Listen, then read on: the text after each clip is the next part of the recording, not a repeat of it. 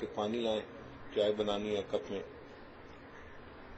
وہ وضو والے نیم گرم پانی لے آتی ہے، آپ کہتے ہیں کہ ٹھنڈا پانی لے آئیے، اب آپ کو ابلتا ہوا پانی چاہیے۔ تو پانی گرم ہونے کے درجات ہیں، روم ٹیمپریچر کو بھی گرم کہتے ہیں، وضو کے پانی کو بھی گرم کہتے ہیں، اور ابلتے ہوئے پانی کو بھی گرم کہتے ہیں، مگر گرمی میں فرق ہے۔ یہ جو ابلتا ہوا ٹیمپریچر ہے نا، یہ اشد گرم ہے۔ جس نے کلمہ پڑھا اس کے دل میں اللہ کی محبت ہے،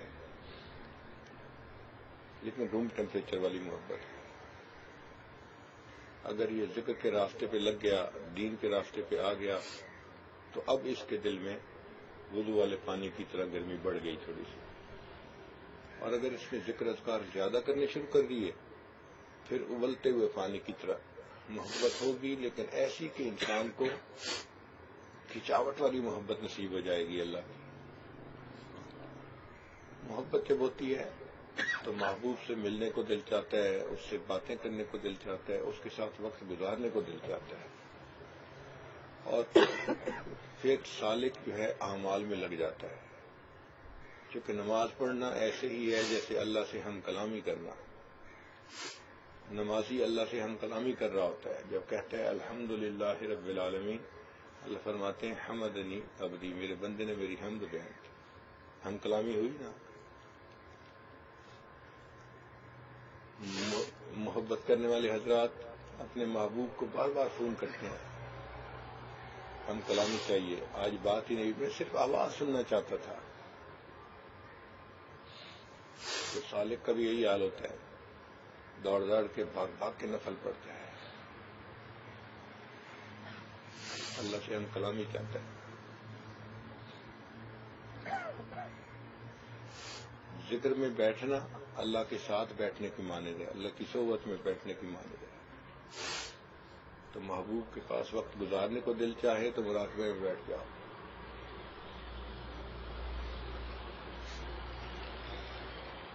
محبوب کے پاس انسان بیٹھے تو اٹھنے کو دل نہیں چاہتا، ایسے لگتا ہے جیسے چپک گیا ہے زمین کے ساتھ۔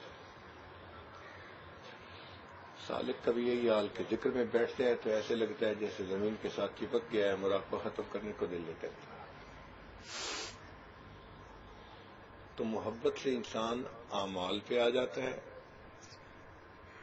ایک فائدہ، دوڑ دوڑ کے بھاگ بھاگ کے عمل کرنے آسان، تھکتا نہیں ہے۔ جس طرح ماں محبت کی وجہ سے بچے کی خدمت ہر وقت کرتی ہے، 24 گھنٹے، شکوہ نہیں کرتی کہ مجھے تو اپنے بیٹے کی وجہ سے بہت بے آرامی ہو جاتی ہے۔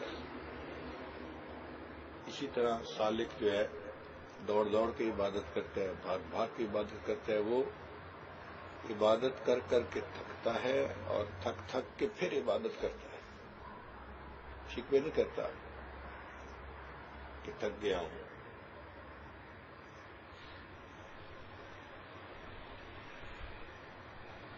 تو ذکر کی وجہ سے عبادت میں دل لگتا ہے، عبادت کرنی آسان ہو جاتی ہے۔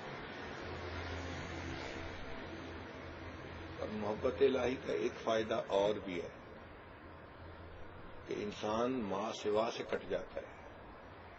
یہ محبت کی تاثیر ہے کہ وہ بندے کو ساری دنیا سے بیگانہ کر دیتا ہے۔ آپ خود غور کریں، جن لوگوں نے اپنے آپ کو ادھر ادھر کے تعلقات میں پھنسایا ہوا ہوتا ہے، وہ سب سے انوکھے، کھانا بھی الگ کھائیں گے، الگ کمرے میں بیٹھے رہیں گے، لوگوں سے الگ تھلگ رہنا پسند کریں گے۔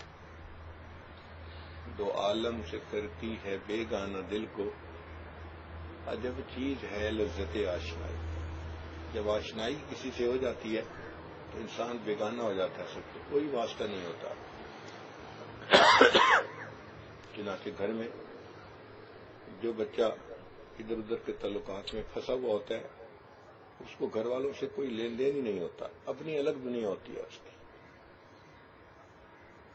بس اس کا دل کرتا ہے کہ مجھے چھیڑے کوئی نہ، میں جس حال میں ہوں اسی سے میں رہوں۔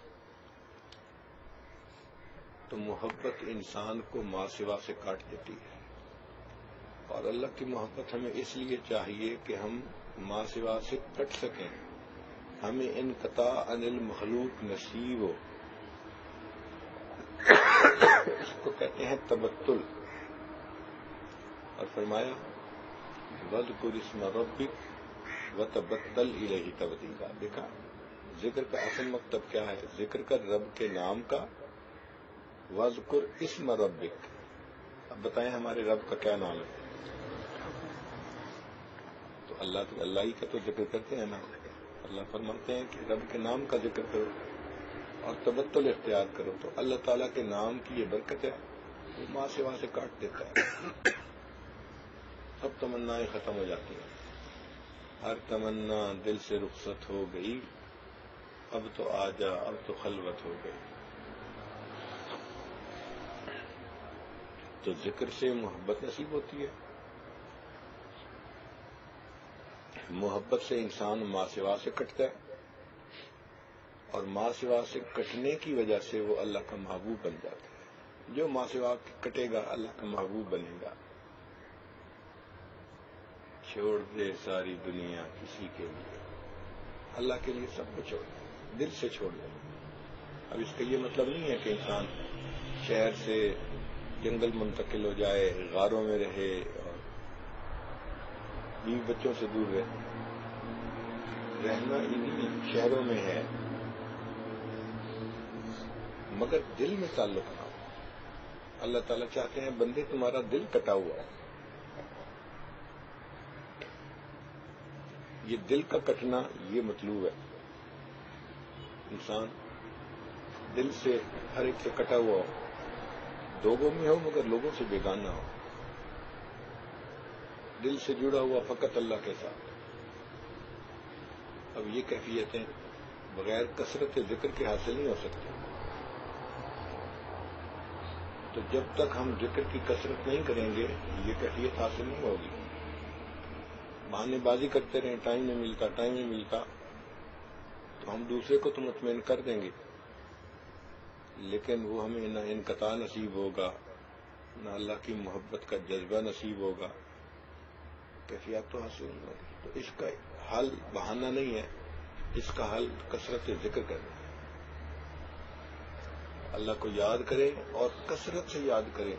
ذکرن کثیرا. اور ذکر کثیر کی ہے یہ تفسیر کہ الذین یذکرون اللہ قیاما وقعودا وعلی جنوبہم.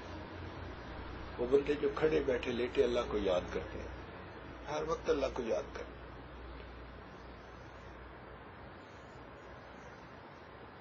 بھئی ہم اللہ کو یاد نہیں کریں گے تو اور کریں گے کیا؟ اللہ کو یاد نہیں کریں گے تو اور کریں گے کیا؟ اللہ تیری یادوں کے سوا دنیا میں رکھا کیا ہے؟